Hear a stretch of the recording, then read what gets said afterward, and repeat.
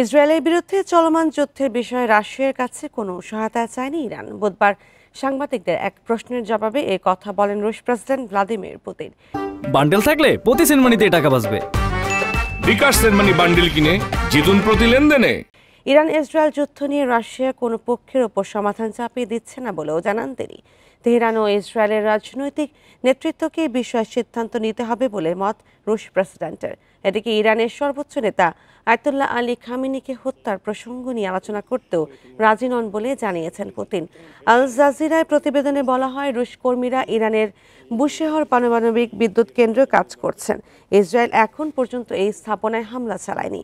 Tel Aviv রাশিয়ার কর্মীদের নিরাপত্তা নিশ্চিতের প্রতিশ্রুতি দিয়েছে বলে জানিয়েছে ক্রেমলিন।